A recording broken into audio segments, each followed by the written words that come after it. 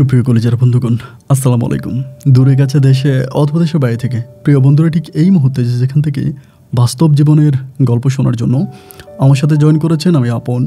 আর যে আপন জীবনের গল্পের 915তম পর্বে আপনাকে বরাবর মতো স্বাগতম জানাচ্ছি। বন্ধুগণ, আজ আমি আপনাকে শোনাবো রাজশাহীর ছেলে মোহাম্মদ সোহাগ হোসেনের জীবনের আধ্যাত্মিক টাইপের এক বাস্তব জীবন কাহিনী। বন্ধুগণ, আজকের গল্পের টাইটেল যে মৃত্যুর 2 দিন পরে স্ত্রী স্বামীকে স্বপ্নে দেখায় কবরে সে জীবিত। বন্ধুগণ, আমি যতদূর জানি যে একটা মানুষ যদি জীবিত থেকেও থাকে, তার যখন জানাজার নামাজ শেষ হয় আল্লাহর তরফ থেকে আল্লাহ ওই মানুষটাকে নিয়ে যায়, যদিও সে জীবিত থাকে। আমার এই ছোট্ট জীবনে কিংবা অতীত জীবনে অন্য কোনো মুরব্বীদের মুখ থেকেও আমি শুনি নাই যে জানাজার নামাজের পরে কোনো মানুষ এই পৃথিবীতে জীবিত থাকতে। আর সেখানে একটা মানুষ মারা যাওয়ার 2 দিন পরে তার স্বামীকে স্বপ্নে দেখাচ্ছে সে জীবিত আছে। জীবনের গল্পের অনুষ্ঠানে রাজশাহীর ভাই সোহাগের জীবনের গল্পটা আপনার হৃদয়ে দাগ কেটে যাবে। নিঃশ্বাস যতদিন থাকবে এই গল্পটা আপনার ঠিক ততদিন মনে থাকবে। স্মরণীয়, স্মরণ রাখার মতো এক বাস্তব জীবনের গল্প। আশা করব শুরু থেকে শেষ পর্যন্ত গল্প জুড়ে আপনার আমার সাথেই থাকবেন এবং গল্প শেষে সোহাগ ভাইকে ঠিক আপনার মতো করে একটা মন্তব্য কমেন্ট বক্সে লিখবেন। ধন্যবাদ সবাইকে। সুপ্রিয় বন্ধুগণ, আসসালামু আলাইকুম। আমার নাম মোহাম্মদ সোহাগ হোসেন, আমার বাড়ি রাজশাহী। বন্ধুগণ, আমি আমার জীবনের গল্পটা শুরু করার শুরুতে আপনাদেরকে আমার পরিবারের বিষয়ে জানিয়ে রাখি। আমার পরিবারে আমি আছি, আমার বাবা আছে, মা আছে, তাছাড়া রয়েছে আমার দাদা দাদি সহ আমার বড় একটা বোন আর ছোট একটা ভাই। আমরা টোটাল 2 ভাই 1 বোন।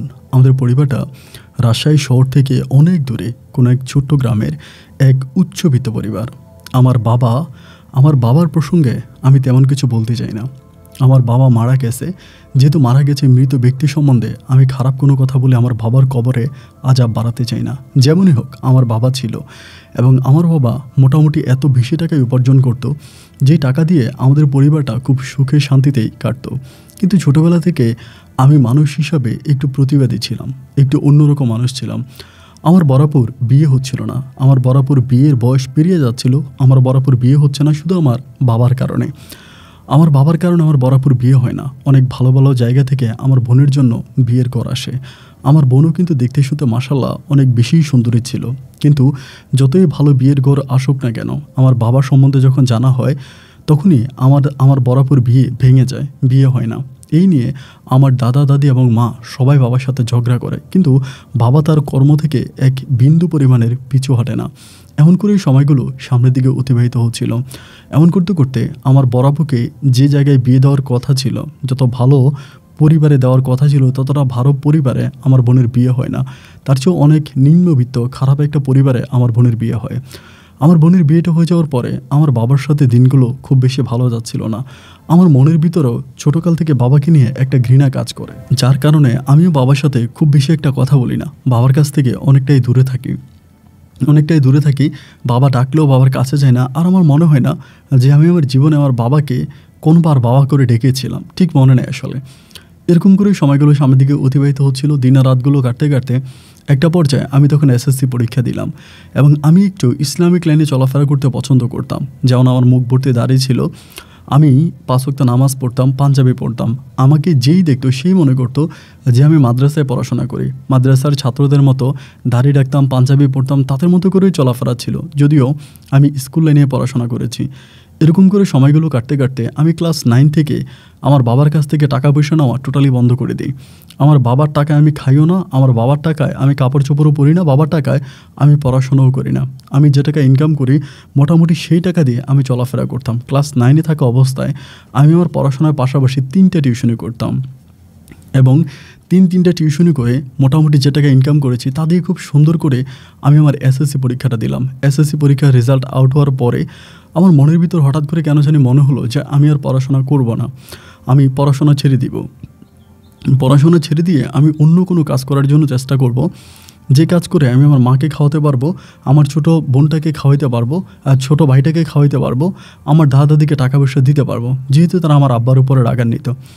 এরকম একটা পরিকল্পনা করে আমি সেই সময় একটা কিন্ডারগার্টেনে চাকরি নিই। আমাদের এলাকাতে একটা কিন্ডারগার্টেন আছে, তো সেই কিন্ডারগার্টেনে চাকরি নিচ্ছিলাম। মানে কিন্ডারগার্টেন বলতে ওরকম তো অত নামি দামি কিন্ডারগার্টেন ছিল না, মানে এলাকায় একটা স্কুল ছিল প্রাইভেট বলে আর কি, ওই স্কুলে আমি তখন মানে বাচ্চা পড়াইতাম।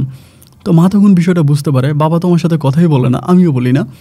তো মা যখন বিষয়টা বুঝতে পারে যে আমি এসএসসি পাশের পরে আর কলেজে ভর্তি হয়ে নেই, আমি তখন খুব রাগারাগি করে যে তুই কলেজে ভর্তি হলি না কেন, কলেজে পড়তে হবে, প্রয়োজনে আমি তোকে টাকা দেবে, তুই কলেজে পড়। আমি তখন বললাম যে মা আমি সকাল থেকে বিকাল পর্যন্ত এখানে চাকরি করি, তা এখানে চাকরি করে তো আমার পক্ষে পড়াশোনা করা সম্ভব না। আম্মা আমাকে বলে তাহলে তুই এখানকার চাকরি ছেড়ে দে, এখানকার চাকরি ছেড়ে দিয়ে তুই পড়াশোনা কর। তো আমার কথা হচ্ছে আমার মা একজন মহিলা মানুষ, সে টাকা কোথায় পাবে, আগে পরে সে তো আমার বাবার কাছ থেকেই টাকা নেবে। দেখা গেল বিষয়টা এরকমই দাঁড়াইলো যে বাবার জন্য আমি আমার জীবনটা এতটাই নষ্ট করলাম, সেই বাবার কাছ থেকে টাকা নিয়ে আমার মা আবার আমাকে দিবে না, আমি এসব হারাম টাকা খাবো না।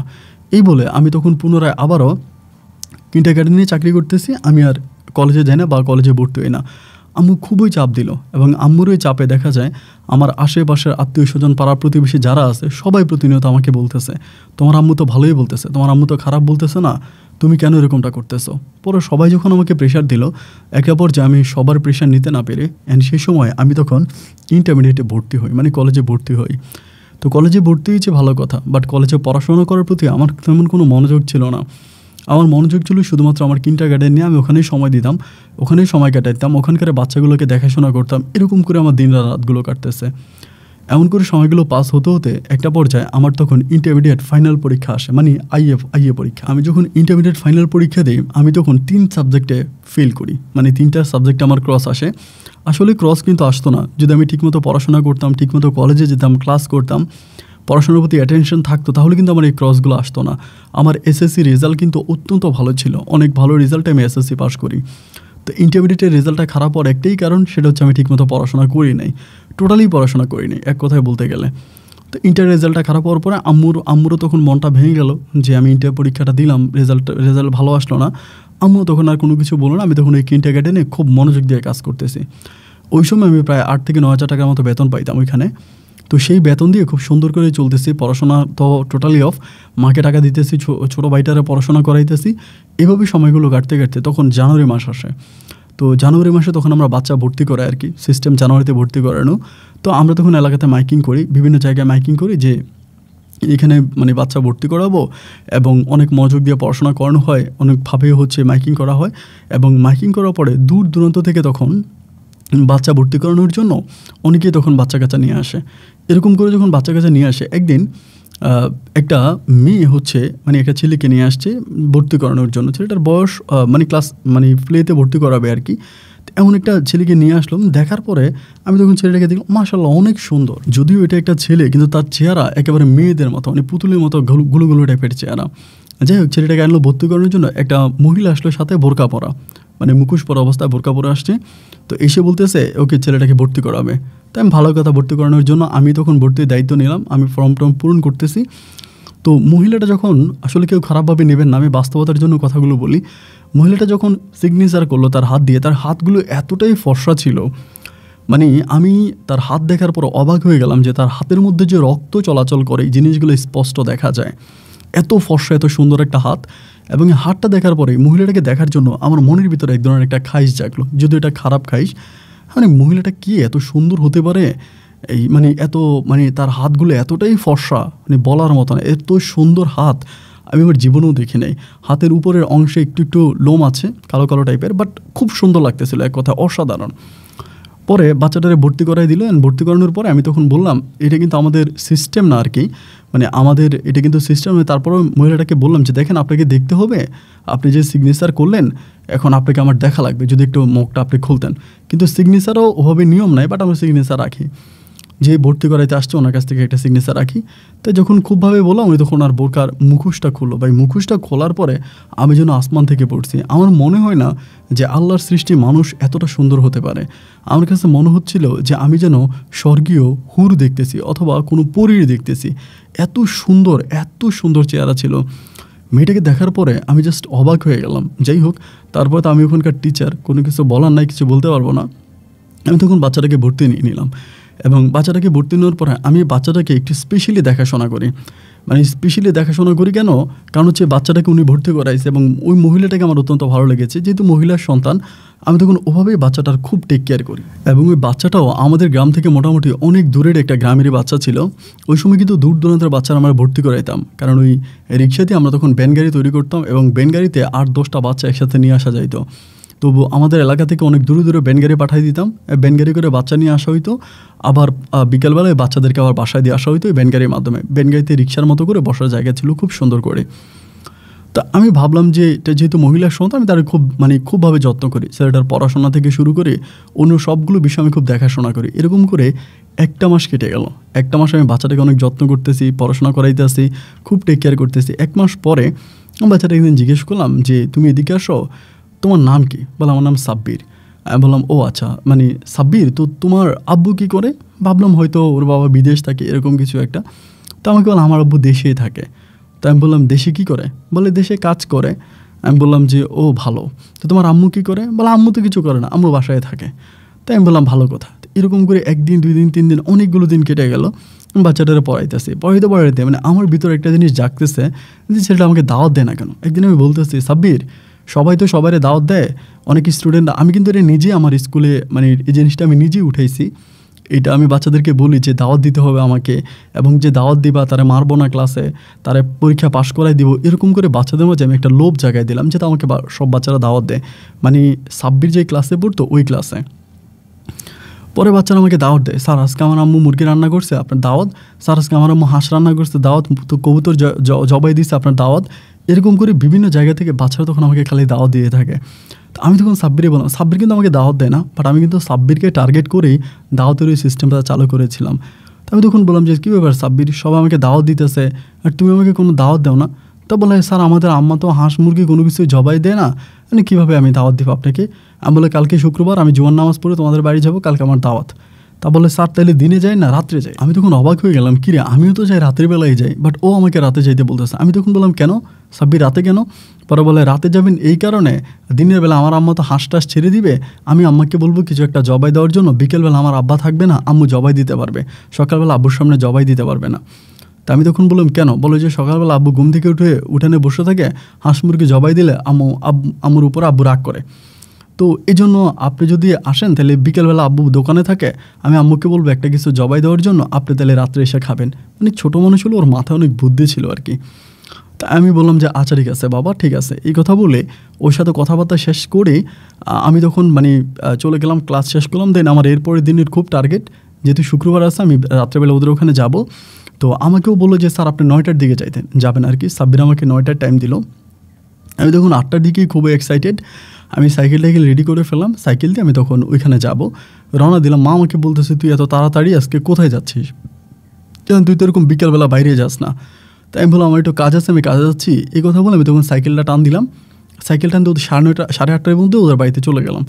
বাড়িতে যাওয়ার পর দেখতেছি মোটামুটি মানুষের আনাগোনা আছে গ্রামের ভিতর। বাড়িতেও স্যার আসছে বা স্যারকে দাওয়াত দিছে, আশেপাশের কয়েকটা ঘরের ছেলে মেয়েরাও মিলে আসতেছে।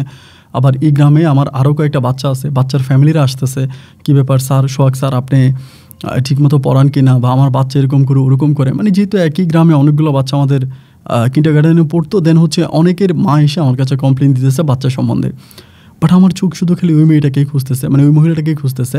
এটা হচ্ছে মানে সাব্বিরের আম্মু। মানে আমি তো ওনাকেই খুঁজতেছি। পরে বাসায় গেলাম, বাসায় যাওয়ার পরে সাব্বিরকে বললাম যে কী ব্যাপার তোমার আম্মু কই? বলে আছে, রান্না করতেছে। প্রায় 9:30টার দিকে রান্নাবান্না শেষ হলো। শেষ হওয়ার পর আমাকে বলে যে স্যার আপনি আসেন, সামনে টেবিলে বসেন, আমার আম্মা খাবার দিবে। আমি টেবিলে বসলাম খাবার খাওয়ার জন্য। তো খাবার খাইতেছি, এমন টাইমে সাব্বিরে বললাম সাব্বির তুমিও বসো। বলে না আমি বসবো না, আমার আব্বু বসবে। এই কথা বলে ও তখন বাড়ি থেকে ওর আব্বুকে ডেকে আনছে। তো ওর আব্বুকে ডেকে আনার পরে আমি একটু অবাক হয়ে গেলাম ওর আব্বুকে দেখে, যে লুঙ্গি পরা এবং গায়ের মধ্যে গামছা কাঁধে, কেমন যেন একটু গ্রামের সাদামাটা মানে মানুষ, এবং একটু বয়স্ক, মানে মোটামুটি বয়সে। আমি তখন মনে মনে চিন্তা করেছি এরকম বয়স্ক একটা পুরুষের এত সুন্দর একটা বউ হইল।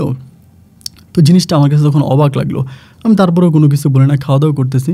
আমি তখনও বলতেছি আমাকে একজন মহিলা এসে খাবার দিয়ে যাচ্ছে, করতেছে। পরে আমি সাব্বিরকে বললাম কি ব্যাপার সাব্বির, তোমার আম্মুকে যে দেখতেছি না, তোমার আম্মু কই? বলে স্যার আমার আম্মুই তো খাবার দিয়ে গেছে আপনারে।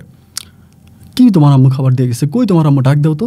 পরে ডাক দিছে পরে ওর আম্মু তখন আসছে। আসার পর দেখলাম যে একেবারে বয়স্ক একটা মহিলা এসে আমার বললো, স্যার ভালো আছেন, খাবার খাইতেছেন তো, এই জন্য সালাম দিলাম না, খাবারের সময় সালাম দেওয়া ঠিক না। আমার তখন খাবারে আমার হাত থেকে তখন খাবারটা পড়ে গেল। কী ব্যাপার, আমি কেন আসলাম, কাকে দেখার জন্য আসলাম, আর আমি কাকে দেখতেছি, এসব কি? তো আমি তখন আর সাব্বিরে কিছু বললাম না, কারণ ওরা তো আর বলতে পারে না। খাওয়া দাওয়া শেষ করলাম করে অনেকক্ষণ ওখানে বসেছিলাম। বসে থাকার পরে চিন্তা করলাম চলে যাই। পরে সাব্বিরকে বলে আমি তখন বাড়ির দিকে রওনা দিলাম। সাইকেলটা নিয়ে বাড়ির পথে রওনা দিলাম আর চিন্তা করতেছি, কিরে বাচ্চাকে আমার সাথে মিথ্যা বললো না, আমি ওই দিন কী দেখলাম আজকে দেখলাম কি, মানে বিষয়টা তো আমার মাথায় আসতেছে না। যাই হোক, তারপর আমি চলে গেলাম, বাড়িতে গেলাম। যাওয়ার পরে এর পরের দিন আবার শনিবার আমাদের স্কুল খোলা। আমি তখন স্কুলে গেলাম, সকাল সকাল সাব্বির আসছে ব্যাগ কাঁধে নিয়ে। ওরে আমি তখন অফিস রুমে ডেকে নিলাম, ডেকে নিয়ে আমি আমার চেয়ারের সামনে নিয়ে বললাম, সাব্বির তোমার একটা কথা জিজ্ঞেস করি, কাউরে বলবো না তো? বলে না স্যার, কাউরে বলবো না। তোমাদের বাড়িতে গেলাম, তুমি আমার দাওয়াত দিলা, আমি খাবার খাইলাম, কিন্তু ওই যে আমার খাবারটা দিচ্ছে ওই মহিলাটা কি তোমার আম্মু? বলে হ্যাঁ স্যার, এটা আমার আম্মু। এমন তাহলে যে তোমাকে ওই দিন ভর্তি করাই দিল সাজেদা আক্তার নামের, এই সাজেদাকে? বলে স্যার এটা তো আমার বড় বোন। কি, এটা তোমার বড় বোন? বলে হ্যাঁ স্যার, এটা আমার বড় বোন, আমরা এক ভাই এক বোন, উনি আমার বড়। এটা তোমার বোন? বলে হ্যাঁ, এটা আমার বড় আপু। কিরে কী বলে, তো তোমার বড় আপু কই? আমি যে তোমাদের বাসায় গেলাম দেখলাম না। বলে বড় আপু তো নানু বাড়িতে গেছে, বড় আপু নানু বাড়িতে। মানে আমার ভিতর তখন এতটাই অবাক লাগলো যে আমি আর কোনো কথা বলতে পারতেছি না, যে আল্লাহ এটা কী হইলো। মানে আমি নিজে নিজে বেকুব হয়ে গেলাম যে এটি কী হইলো। আমি তো মানে সব তো বাচ্চারা তাদের মানে সব বাচ্চারাই তাদের মায়েরা তাদেরকে নিয়ে আসে, বাবারা নিয়ে আসে, এরকম বড় বোনের এসে ভর্তি করা, এটা আমার কাছে মনে হয় আমি প্রথম দেখলাম, বা এরকমটা হয়ই নাই। তো ওই মেয়েটাও মোটামুটি স্বাস্থ্য ভালো, বোরকা পরে আছে, দেখে বিবাহিতই মনে হচ্ছিলো, বাট অনেক সুন্দর।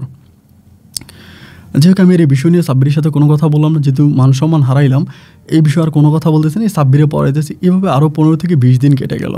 15 থেকে 20 দিন কেটে যাওয়ার পর আমি সাব্বিরে বললাম যে সাব্বির, তোমার বোন সাজেদাকে মাদ্রাসা আসতে বলবা।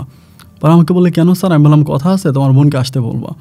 এই কথা বলার পরে ওরে আমি পাঠাইলাম, ও মনে হয় গিয়ে ওর মাকে বলছে বা কাকে বলছে, ওর বোন না এসে ওর বাবা চলে আসছে, মানে সাজেদা আর সাব্বিরের বাবা চলে আসছে। আসার পরে তিনি আমাকে বলে, কী ব্যাপার স্যার, আপনারা কি আমার মেয়েকে আসতে বলছেন? আমি তখন খুব অবাক হয়ে গেলাম। আমি বললাম যে দেখেন, আপনি তো বুঝবেন না, আপনার মেয়ের সাথে কথা বলতে পারলে ভালো হইতো। আমাকে বলেন না স্যার, আপনি আমাকেই বলেন কী বিষয়। আমি বললাম তো সাব্বির তো ঠিকমতো পড়াশোনা করে না, এবং সাব্বির তো পড়াশোনার মধ্যে এরকম গাফলতি করে, এটা করে ওইটা করে, এগুলো যখন বলার পরে সাব্বিরে তখন খুব রাগ করছে আমার উপরে। ও তো মোটামুটি বড়ই হয়েছে, ও খুব রাগ করছে। রাগ করার পরে ওই দিন বাড়িতে যাওয়ার পর ওরে খুব মারছে ওর বাবা, যে মাস্টার কেন ডেকে নিয়ে বিচার দিল আমার কাছে তোর সম্বন্ধে, তাহলে তুই মাদ্রাসা অবশ্যই খারাপ কাজ করছিস, স্কুলে খারাপ করছিস, সেই জন্য আমাকে ডেকে নিয়ে বিচার দিছে। ওরে মনে করেন ইচ্ছা মতো ওর বাবা পিটাইছে। এখন এইভাবে পিটানোর পরে ও তখন আমার উপর রাগ করে গেছে। রাগ করে ও তখন আর স্কুলে আসবে না, এবং ও আর ওর বাবা মাকে বলে দিছে এইটা, যে স্যার আমাকে জোর করতো সবসময় বাড়িতে দাওয়াত দেওয়ার জন্য। এরপরে দাওয়াত দিছি, স্যার আমার জিজ্ঞেস করছে তোমার মানে স্যার মনে করছে আমার মা আমার, মানে যা ঘটনা এতদিন আমার সাথে ঘটেছে সাব্বিরের সাথে, এই বিষয়গুলো সবগুলো ওর আব্বা আমার কাছে বলে দিছে। এখন ওর বাপ মায়ের কাছে বলে দেওয়ার পরে তারাও তখন বিষয়টা মোটামুটি ডাউট করছে, যেহেতু আমি তাদের বাড়িতে আসছি, আমার একটু নজর বগর ছিল, বা এই বিষয়টা তারাও, গ্রামের মানুষ তো মোটামুটি অনেক স্বচ্ছ চালাক আছে, এই মোটামুটি পুরোটা বিষয় ওরা বুঝে গেছে। এবং বুঝে যাওয়ার পরেই তারা তখন করলো কি, সাব্বিরে তখন আর আমার কিন্ডারগার্টেনে আসে না, ওর ফ্যামিলিও তখন আর আমার কিন্ডারগার্টেনে ওকে আর পাঠায় না। এভাবে 5-7 দিন কেটে যাওয়ার পরে ওই বাড়ির যে অন্য স্টুডেন্টগুলো আছে ওদেরকে জিজ্ঞেস করলাম যে কী ব্যাপার, সাব্বির আসতেছে না কেন, সাব্বির কোথায়? তা আমাকে বলে স্যার সাব্বির তো প্রাইমারি স্কুলে ভর্তি হয়ে গেছে। তুমি কী বলো, সাব্বির প্রাইমারি স্কুলে ভর্তি হয়ে গেছে? বলে হ্যাঁ, সাব্বিরকে ওর বাবা প্রাইমারি স্কুলে ভর্তি করে দিছে, এই কিন্ডারগার্টেনে আর পাঠাবে না। আমার তখন আসলে এতটাই খারাপ লাগছে যে আমি আর কী বলবো, আমার বলার মতো কোনো ভাষা নাই। আমি মানসিকভাবে অনেকটা কষ্ট পাইছি। অনেকটা কষ্ট হওয়ার পরে তো ওই মেয়ের তো কোনো মোবাইল ফোন টোন বা আমার কোনো কিছু আমার নাই, সাজেদার। এবার আমি অনেক দিন পরে ওদের বাড়িরে আরেকটা ছেলে আমাদের কিন্ডারগার্টেনে পড়তো, ওই ছেলের কাছে একটা চিঠি লিখি, এবং চিঠির ভিতরে আমি সমস্ত কথাবার্তাগুলো উল্লেখ করি যে দেখো আমি এইভাবে অপমান হয়েছি, তোমাকে আমার এক দেখায় ভালো লেগেছে, এই কথাবার্তাগুলো চিঠির মাধ্যমে লিখে আমি তখন এই চিঠিটা ওই ছেলেটাকে দিয়ে পাঠাইলাম সাজেদার কাছে। আমি ছেলেটাকে বললাম যে দেখো, সাব্বির অথবা ওদের ফ্যামিলির কেউ যাতে না জানে, শুধু তুমি আমি জানবো, চিঠিটা নিয়ে তুমি সাজেদার হাতে দেবা, সাজেদা আপুর হাতে। বলা আচ্ছা ঠিক আছে। ওই ছেলেটাও চিঠি দিল, এবং তারই 5-6 দিন পরে আমাকে তখন একটা রিপ্লাই সাজেদা লিখে পাঠাইলো, এবং এই রিপ্লাইটা ছেলেটাকে দিয়ে পাঠালো, যে ছেলেকে দিয়ে আমি চিঠি পাঠাইলাম। ওইখানে সে অনেক হাসাহাসি করলো, অনেক কিছু লিখলো যে আপনি এত বোকা কেন, আপনি দেখে বুঝেন নাই কেন, এটা আমার ছেলে কেন হবে, এটা আমার ছোট ভাই, এমনি অমনি অনেক কিছু আমাকে লিখে পাঠাইলো। আমার তখন চিঠিটা দেখে অত্যন্ত ভালো লাগলো। দেন আমিও কয়েকদিন পরে চিঠিটার উত্তর আবার খুব সুন্দর করে লিখলাম যে আপনাকে আমার ভালো লাগে, আপনি যদি অনুমতি দেন আমি আপনাকে বিয়ে করব, এবং আপনাকে এক দেখে আমার খুব ভালো লেগেছে। এমনি অমনি করে আমি আমার চিঠির ভাষায় খুব সুন্দর করে তার জন্য আবার আরেকটা ফিরতি চিঠি লিখে পাঠাইলাম, এবং ওই ছেলে নিয়ে চিঠিটা দিল, একইভাবে এসে আমাকে রিপ্লাই দিল। এভাবে একদিন দুই দিন না, প্রায় 3টা মাসের মতো আমি কন্টিনিউয়াসলি সাজেদার সাথে কথা বলে যাচ্ছি চিঠিপত্রের মাধ্যমে, এবং ও আমার সাথে কথা বলে যাচ্ছে। আমাদের দুজনের মাঝে চিঠির মাধ্যমে একটা মিষ্টি প্রেমের সম্পর্ক তৈরি হয়, এবং এই সম্পর্কের সূত্র ধরে আমি তখন বুঝতে পারলাম আমাদের বাসায় কোনো মেয়ে মানুষ নাই, আমার মা বাসায় একাই থাকে। ছোটো ভাইটাও তখন হাই স্কুলে পড়াশোনা করতো। তো দেখা যায় আমার বোন আমাদের বাড়িতে আসলে আমার আম্মার যেতে দেয় না, আমার আম্মা জোর করে আমার বোনকে রেখে দেয়। এবং আমার কাছে মনে হলো যে আমি যদি একটা বিয়ে করতে পারি, অ্যান্ড বিয়ে করলে মোটামুটি সব কিছু ঠিক হবে। ওই সময় আমার আব্বারও কাজকাম অনেকটাই কমে গেছে, আব্বাও তখন প্রায় বাসায় থাকতো বেশি সময় ধরে। তো আমি তখন পরিকল্পনা করলাম যেহেতু বয়স হয়েছে বিয়ে শাদী করবো, এবং সাজেদাকে বিয়ে করে আমি আমার ঘরে বউ সাজিয়ে নিয়ে যাব। এবং প্রেম প্রীতির মধ্যে আমি বিশ্বাস তো ছিলাম না, কারণ প্রেম যে কোনো সময় ভেঙে যেতে পারে। আর এই মেয়েটা যেহেতু সুন্দর, অনেক ছেলেই হয়তো তার পিছনে ঘুরবে, এবং কোনো না কোনো ছেলের মাধ্যমে মেয়েটা হয়তো নতুন কোনো প্রেমে পড়ে যেতে পারে অন্য কারোর সাথে। তো যার জন্য এই প্রেম ভালোবাসা সব কিছু বাদ দিয়ে আমি ওকে বিয়ে করব, এবং বিয়ে করে ওর সাথে একটা সংসার করব, এটাই তখন আমার মাথার মধ্যে সম্পূর্ণভাবে ঢুকে গেল। এবং আমি তাকে চিঠির মাধ্যমে আবারও পুনরায় লিখে পাঠাইলাম যে আমি তোমাকে বিয়ে করতে চাই, তুমি যদি অনুমতি দাও তাহলে আমি তোমার জন্য তোমার ফ্যামিলিতে আমি বিয়ের প্রস্তাব পাঠাবো, বা তুমি যদি আমার কাছে এরকমভাবে বলো। ও তখন আমাকে বললো, ফিরতি চিঠির রিপ্লাই দিল যে আপনি যতই চেষ্টা করেন আমার সাথে প্রেম করতে পারেন ভালো কথা, কিন্তু আপনি আমাকে কখনো বিয়ে করতে পারবেন না, আমার পরিবার আপনার কাছে আমাকে বিয়ে দেবে না। এটা চিঠির মধ্যে লিখলো। লেখার পর আমি তাকে অনুরোধ করলাম যে তোমার কাছে অনুরোধ করতেছি, তুমি অন্তত আমার সাথে একটা দিনের জন্য দেখা করো, আমি যেভাবেই হোক যদি একটু দেখা করো আমি খুব খুশি হব, প্লিজ একটু দেখা করো। পরে সে আমাকে পাঠাইলো, আপনি আমার সাথে দেখা করতে হলে একটা জায়গার ঠিকানা বললো যে আপনি ওখানে আসতে হবে, একটা টাইম আমাকে দিল। তো সেই টাইমে আমি তখন ওই জায়গায় গেলাম, একটা মেয়ের বাড়িতে, ওর একটা বান্ধবীর বাড়িতে। ওই বাড়িতে যাওয়ার পরে ও তখন বিকেলবেলা ওই বাড়িতে আসছে, এবং খুবই বোরকা টোরকা পরে খুব পর্দা করে আসছে। ওদের ফ্যামিলিটা অনেক পর্দা করে একটা ফ্যামিলি, ইসলামিক ফ্যামিলি। আসার পরে আমাকে দেখে ও তাকায় থেকে বলতেছে আপনি তো বোকা কেন, খুব হাসাহাসি করতেছে, এবং বলতেছে আপনি তো বোকা কেন, জানেন আমার আব্বা আম্মা আপনাকে অনেক ডাউট করছে, আপনাকে অনেক সন্দেহ করছে, আপনাকে সন্দেহ করার পরেই কিন্তু সাব্বিরকে ওই কিন্ডারগার্টেন থেকে হাই স্কুল নিয়ে ভর্তি করাইছে, প্রাইমারি স্কুলে নিয়ে ভর্তি করাইছে। এটা শুধুমাত্র আপনার কারণে, আপনি কেন এরকমটা করছেন, আপনি আমাকে দেখে বুঝেন না যেটা আমার ছোটো ভাই, এটা আমার ছেলে হতে যাবে কেন। এরকম করে অনেক কথাবার্তা হলে আমি তখন বললাম যে তুমি বসো, আমাকে একটু টাইম দাও, তোমার সাথে আমার একটু কথা আছে, চিঠির মাধ্যমে তো আর সব কথা বলাও যায় না, আর তুমি তো মোবাইল ফোন ইউজ করো না যে তোমাকে আমি ফোনে জানাবো। পরে আমাকে বলো আমার ফোন ইউজ করতে ভালো লাগে না, মোবাইল ফোনটা আমার কাছে খুব বিরক্ত লাগে, এবং এই ফোনটা থাকলে ঘুম হয় না, এই হয় না ওই হয় না, অনেক ঝামেলা, যার জন্য আমি ফোন ইউজ করি না। তা আপনি কী বলবেন, এভাবেই বলেন। আমি বললাম তুমি আমার পাশে বসো, একটু কথা বলি। তো আমার কাছ থেকে মোটামুটি একটু দূরত্ব বজায় রেখে আমার সামনে বসছে। তখনও বোরকার মুখোশ খুলতেছে না। আমি বললাম যে বোরকার মুখোশ খোলে না। পরে আমি বললাম যে সাজেদা, আমি তোমাকে বিয়ের প্রস্তাব দিলাম, আমি বললাম যে তুমি যদি আমাকে বিয়ে করো আমি তোমাকে বিয়ে করতে চাই। ও আমাকে বলে আমার পরিবার আপনার কাছে আমাকে বিয়ে দিবে না। তো তাই আমি বললাম আমার কাছে বিয়ে দিবে না কারণটা কি, আমি এসএসসি পাস করেছি এবং নাম করে একটা কিন্ডারগার্টেনের মাস্টার, তো সব কিছুই তো ঠিক আছে, তাহলে আমার কাছে বিয়ে না দেওয়ার কারণটা কি, কেন দেবে না। পরে আমাকে বলে আপনি কি আমার আব্বু সম্বন্ধে জানেন। আমি বললাম যে না। বলে আমার আব্বু খুবই একটু ইসলামিক ধার্মিক টাইপের মানুষ। তাই আমি বললাম তো ধার্মিক হলে আমিও তো ধার্মিক, আমি দাঁড়িয়ে রাখি, পাঞ্জাবি পরি, টুপি পরি, আমার ভিতরে সমস্যাটা কি। আমাকে বলো বড় সমস্যা হচ্ছে আমার বিয়ে ঠিক হয়ে আছে। আমি তখন বললাম বিয়ে ঠিক হয়ে আছে কার সাথে। পরে বলে আমার মামাতো ভাইয়ের সাথে। আমি বললাম তোমার মামাতো ভাইয়ের সাথে তোমার বিয়ে ঠিক হয়ে আছে, কই এটা তো তুমি কোনোদিন আমাকে চিঠির মাধ্যমে লিখলা না। ও বলে আমি কখনো লিখি নাই, আসলে প্রয়োজন হয়নি, আর আপনি তো আমাকে কখনো বিয়ের কথা বলেনও নাই, এমনি চিঠিপত্রের মাধ্যমে কথাবার্তা বলতেন, আমিও বলতাম। আবার চিঠি লিখতে আমার ভালো লাগতো, আবার চিঠি পড়তেও আমার ভালো লাগতো, কেমন জানি একটা অন্যরকম ভালোবাসা কাজ করেছিল ভিতরে, যার জন্য আমি চিঠি লিখেছি। কিন্তু আমার বিয়ে ঠিক হয়ে আছে, আমার পরিবার কখন আপনার কাছে বিয়ে দেবে না। তা আমি তখন বললাম যে তোমার মামাতো ভাই কী করে। বলে ও ইতালিতে থাকে। আমি তখন বললাম ইতালি থাকে। বলে হ্যাঁ। তা আমি বললাম যে দেখো কিছু মনে করো না, আমি তো তোমাদের পরিবারে গিয়েছি, এবং তোমার পরিবারে যাওয়ার পর তোমার আব্বাকে, তোমার আম্মাকে, তোমার ভাইকে সবাইকে দেখলাম, বাট তোমাদের ফ্যামিলির একটা মেয়ে ইতালি প্রবাসী একটা ছেলের কাছে বিয়ে হবে, এটা তো আসলে আমার খারাপভাবে নিও না, আমি খুলেই বলি যে তোমাদের যে ঘর বাড়ি, যে ঘর দরজা যাই কিছু দেখলাম, এসব দেখে তো আমার কাছে মনে হলো যে না, এরকম একটা মেয়ে একটা ইতালি প্রবাসী ছেলের কাছে বিয়ে বসতে পারে না, বা তারাও বিয়ে করাবে না তোমাকে। ও বলে হ্যাঁ আপনার কথা ঠিক আছে, আমার মামাতো ভাইরা অনেক বড় লোক, ওদের অনেক টাকা পয়সা আছে, বাজারে দোকান আছে, এবং আমার মামতো ভাই ওইখানে বিজনেস করে, সবই ঠিক আছে। কিন্তু বিষয়টা হচ্ছে কি জানেন, মানে ওরা কিন্তু আমাদের পরিবার দেখে আমাকে নিতে চায় না, জাস্ট আমাকে দেখে আমার মানে মামি আমাকে অনেক পছন্দ করছে, এবং পছন্দ করার ক্ষেত্রে মামি আমাকে ওনার ছেলের বউ হিসাবে নিতে চায়, শুধু আমাকে দেখে, আমাদের জায়গায় সম্পত্তি বা আমাদের পরিবার এসব দেখে না। আমি তখন বললাম ও আচ্ছা, তাইলে কি আমি ইতালি প্রবাসী ছেলের কাছে হার মেনে যাব? আমাকে বলে এটা আপনার বিষয়, হার মেনে যাবেন কি যাবেন না, কিন্তু আমার পরিবার আপনার কাছে আমাকে বিয়ে দিবে না। এই কথা বলে ও তখন কী করলো, এখান থেকে উঠে চলে গেল।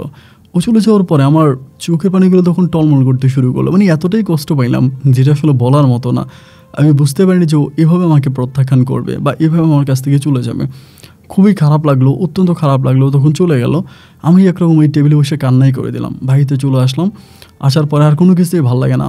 এই মানে কিন্ডারগার্টেনে যাওয়া, বাচ্চা পড়ানো, মানে সব কিছু অত্যন্ত খারাপ লাগে।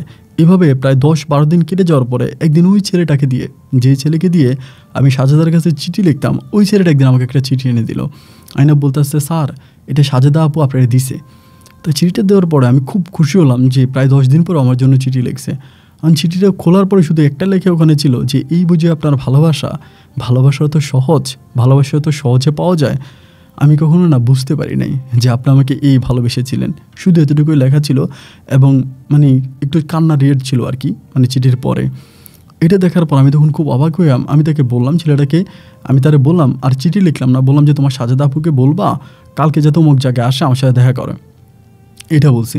ছেলে বলো আচ্ছা ঠিক আছে স্যার আমি বলবো। ছেলে গিয়ে ডিরেক্টলি মনে ওকে এটা বলছে নাকি জানি না, এর পরের দিন আমি যেই মানে কথা বললাম ওইখানে ও তখন চলে আসছে, মানে ওর বান্ধবীর বাড়িতে আসছে, আমি ওই বাড়িতেই গেছি।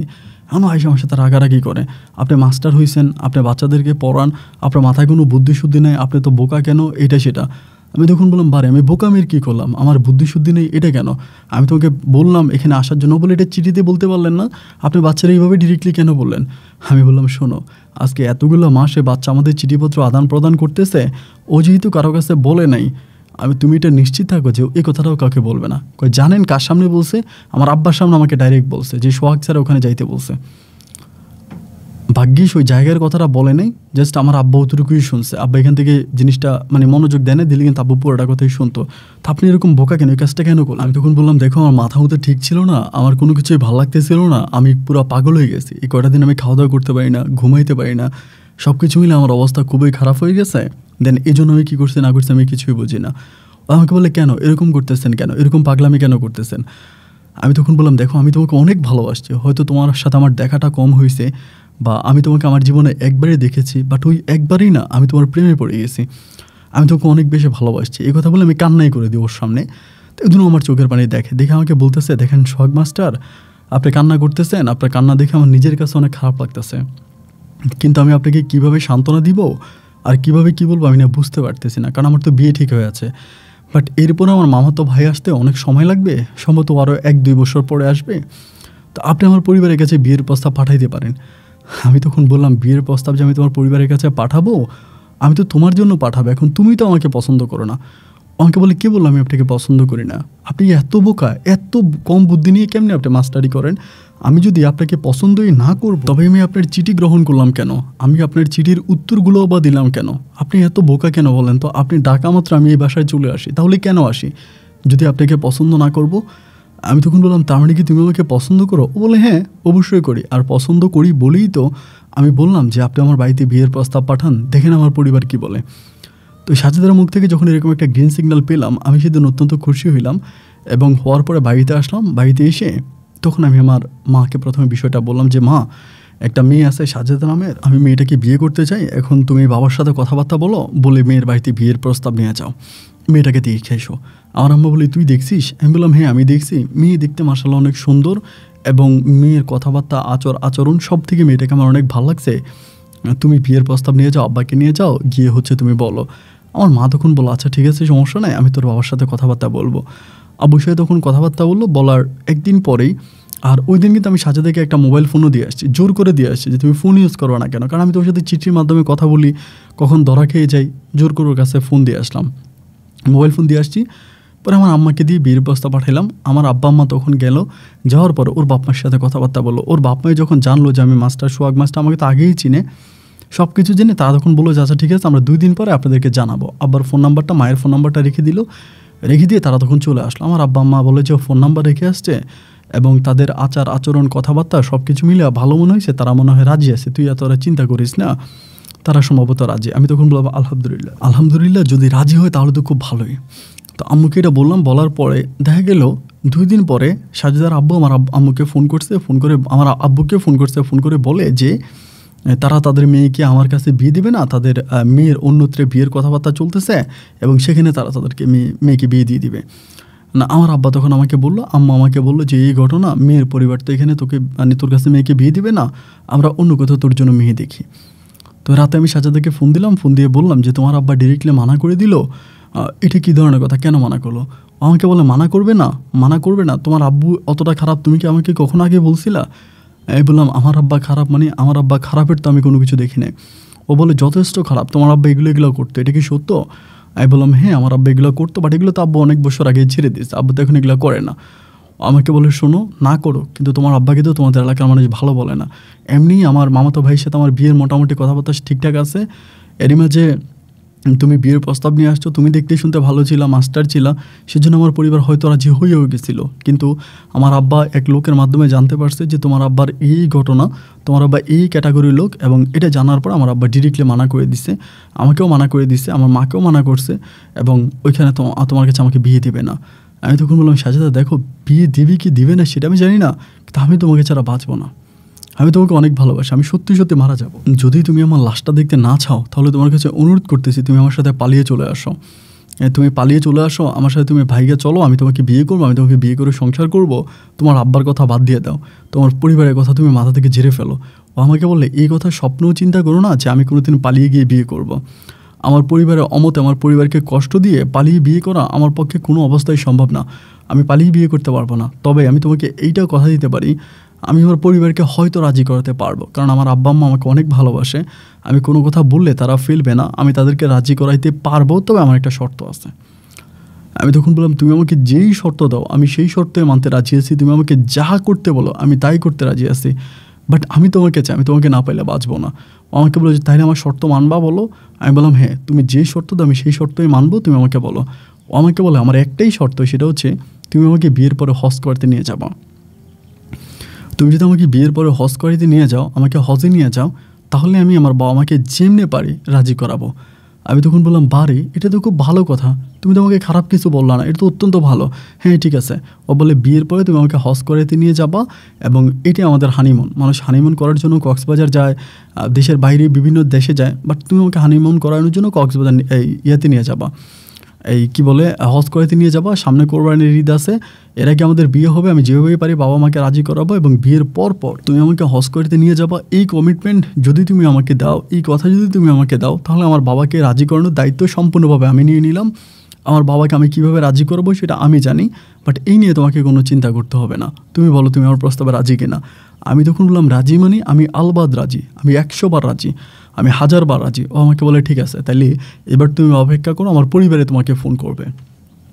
আমি তখন তাকে বারবার বলতেছি সাজেদা কী হইলো, 1 দিন পেরিয়ে যাচ্ছে, 2 দিন পেরিয়ে যাচ্ছে, 3 দিন পেরিয়ে যাচ্ছে, এভাবে সপ্তাহখানিক পেরিয়ে যাওয়ার পরে একদিন আমাকে বলতেছে একটা কাজ করো, তুমি তোমার মাকে আমাদের বাড়িতে পাঠাও, তোমার আব্বাকে পাঠাও না, তোমার আম্মাকে পাঠাও, এবং সাথে একটা আংটি দিয়ে দিবা, যাতে একটা আংটি নিয়ে আসে। আমি বললাম তুমি কি তোমার পরিবারকে রাজি করাইছো? ও বলে হ্যাঁ মোটামুটি রাজি হয়েছে, তুমি এটা তাড়াতাড়ি করো, এবং এটা করতে পারলেই সব কিছু ঠিক হয়ে যাবে। পরে আমি আম্মাকে বললাম আম্মা তো আমার কথা রাজি না, আম্মা বলে মেয়ের পরিবার আমাকে ডিরেক্টলি মানা করছে, তাদের মেয়েকে আমার কাছে বিয়ে দিবে না, এরপরেও আমি কেন আবার আংটি নিয়ে যাব? আমি বললাম মা তোমার যেটা বলছে তুমি সেটা করো, তুমি প্লিজ আংটিটা নিয়ে যাও, এবং আংটি নিয়ে গিয়ে তুমি এটার একটা কাজ করো। পরে 2 দিন পর আম্মাকে নিয়ে আমি আংটি নিয়ে পাঠালাম। পাঠানোর পরে ও আমার আম্মুর হাত থেকে আংটি পড়লো। ওর পরিবার তখন অনেকটা ঠান্ডা ছিল। আমার আম্মু আইসা তো বইলে আমাকে অবাক, কিরে ওরা এতটাই গরম ছিল, তারা কোনোভাবেই তাদের মেয়েকে আমাদের কাছে বিয়ে দেবে না, আমাকে ডিরেক্টলি মানে ফোনের মাধ্যমে মানা করে দিল। তা এখন আবার আমাকে মানে এভাবেই গেল, বাপ মা খুব সুন্দর করে আংটি মেনে নিল, মেয়ের আমি আংটি পরাইলাম, এত সহজে কেন এত সব কিছু এত সফট হয়ে গেল? তাই আমি বললাম ঠিক আছে, এখন তো আলহামদুলিল্লাহ ভালো হয়েছে না, তুমি চিন্তা করো না। তো ঠিক আছে, তাহলে আবার বিয়ের দিন তারিখ ঠিক করো। এবার বিয়ের দিন তারিখ আমার আব্বা আম্মু ঠিক করলো, কিন্তু অবাক বিষয় হলো আমি যেদিন বিয়ে করতে গেলাম, বিয়ে করতে যাওয়ার পরে মানুষ তো কাবিনে অনেক কিছু উল্লেখ করে, কাবিনে টাকা উল্লেখ করে, টাকাই তো উল্লেখ থাকে, বিশেষ করে মোহরানা। কিন্তু আমার বউ সাজেদা এখানে মোহরানাই দিল, আমার স্বামী আমাকে হজ করাতে নিতে হবে, এটাই তার মোহরানার দাবি। যদি আমি তাকে হজ করাতে নিয়ে যাই, তাকে হজ করাই আনি, তাহলে তার মোহরানার দাবি পূর্ণ হয়ে গেছে। এইটি লেখাটা দেখার পরে কাজী তার বলে যে তার জীবনের সর্বপ্রথম সে এই ধরনের একটা বিয়ে পড়াইছে, এবং ওখানে যত মানুষ উপস্থিত ছিল প্রত্যেকটা মানুষ ভীষণভাবে অবাক হয়ে গেল। সবাই বলতেছে যে এরকম বিয়ে মনে হয় জীবনে এই প্রথম পড়াইলাম, বা জীবনে প্রথম দেখলাম। আমার বিয়েতে অনেক মজা মাস্তি হয়েছে, সবাই অনেক মজা মাস্তি করলো। আলহামদুলিল্লাহ বিয়ের অনুষ্ঠান শেষ হলো, কিন্তু এই বিষয়টার উপরে দুইটা মানুষ খুশি হতে পারে নাই। একজন হচ্ছে মা আমার, আরেকজন আমার বাবা। আমার বাবা মা বলতেছে এটা কী ধরনের কথা, হজ করাইতে নিতে হবে, এভাবে বললেই তো হয়, হজ করাইতে তো স্বামী তার বউকে নিতেই পারে, এটা মোহরানায় লিখতে হবে কেন? কেমন জানি আমার আব্বা আম্মা দুজনে একটু মানে মন খারাপ ছিল। যাই হোক, বিয়ে হওয়ার কয়েকদিন পরেই হচ্ছে তখন কোরবানিতে আসতেছে, আমাকে বলতেছে এবার তুমি হজের জন্য সব ব্যবস্থা করো। ও আগেই কিন্তু পাসপোর্ট করে রাখছে, পাসপোর্ট আগেই বানিয়ে রাখছে। আমাকে বলে তুমি পাসপোর্ট করো। আমি তখন ইমিডিয়েটলি পাসপোর্ট করলাম, এবং পাসপোর্ট করার জন্য হজে যাব এরকম প্রস্তুতি নিতেছি। এবার তো আম্মা পরিপূর্ণভাবে রেগে গেছে, মানে আম্মা রেগে গেছে। আম্মা বলতেছে যে এটা কী ধরনের কথা, তুই বিয়ে করে আনলে মাত্র, এখন হজে যাবে মানে তোর বউকে নিয়ে, তোর এখনও 2 টাকা ইনকাম নাই, মাত্র কিন্ডারগার্টেনে চাকরি করিস, মাস শেষে 12,000 টাকা বেতন পাস, এই 12,000 টাকা দিয়ে তোর ফ্যামিলি চলে, হজ করার জন্য তুই টাকা কোথায় পাবি, কে তোকে টাকা দিবে?